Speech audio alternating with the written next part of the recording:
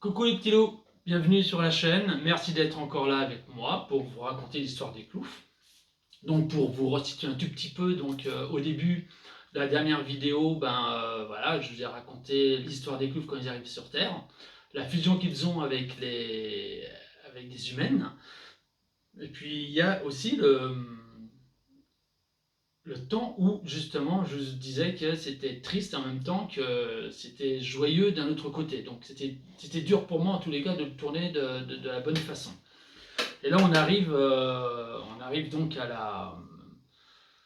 au temps où les Cloufs ont dépassé justement leur temps sur Terre. Ils ne doivent pas rester sur Terre. Ils ne devaient pas rester aussi longtemps sur Terre. Et ça c'est très important, car ils sont là pour en fait récolter tous les beaux messages des nouvelles planètes naissantes.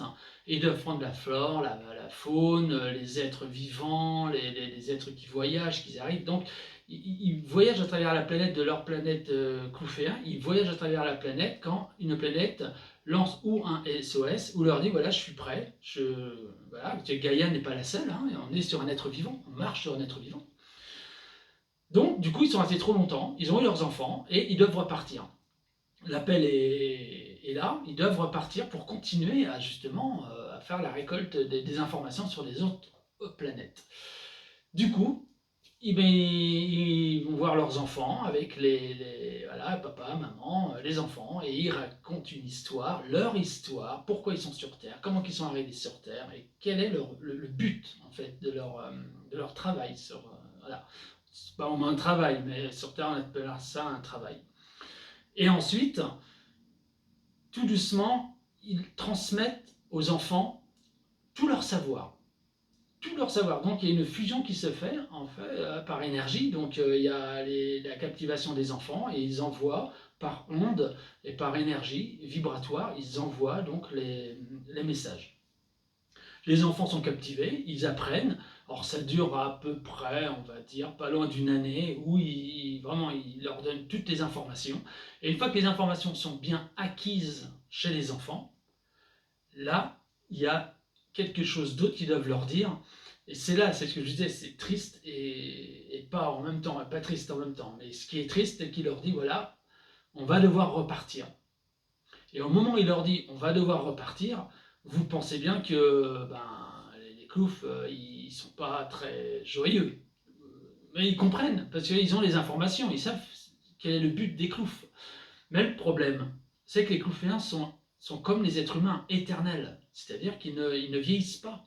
Eux, par contre, ne vieillissent pas sur Terre, parce qu'ils sont dans leur bulle.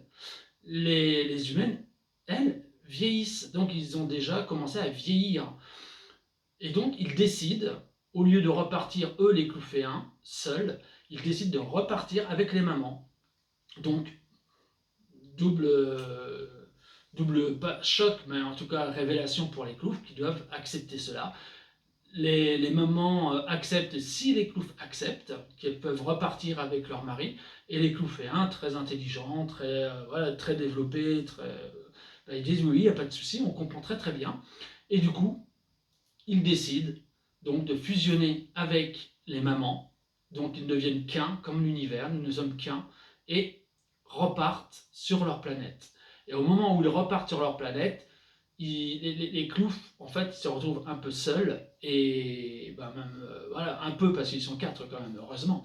Mais si vous voulez, il va falloir qu'ils trouvent maintenant un emplacement, il va falloir qu'ils vivent sur Terre sans se faire voir par les humains, car ils ne doivent absolument pas avoir loi d'ingérence avec les humains. Donc ils recherchent un endroit. Pendant quelques années, ils recherchent sur le terrestre, ils ne trouvent pas, ils trouvent des grottes, des anciennes civilisations, des baraquements, mais ça leur plaît pas, ils ne doivent pas se faire voir, et c'est là que Pic-Lune leur dit, alors c'est une Terra Luna, donc elle est reliée avec la Lune, du coup elle a cette idée de dire, on ne peut pas sur Terre, on va aller en haut. Et c'est là qu'ils se regardent, ouais, en haut d'une montagne, on peut. Et du coup, ils recherchent justement le lieu, la montagne qui pourrait les accueillir.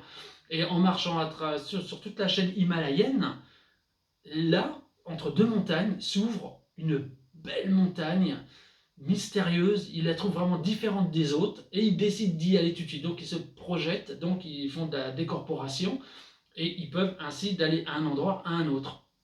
Et ils se retrouvent au pied de cette montagne, ils mettent leurs mains dessus et ils ressentent les vibrations, ils disent non, non, c'est une belle montagne, elle leur a parlé, donc ils se sont projetés en haut de cette montagne.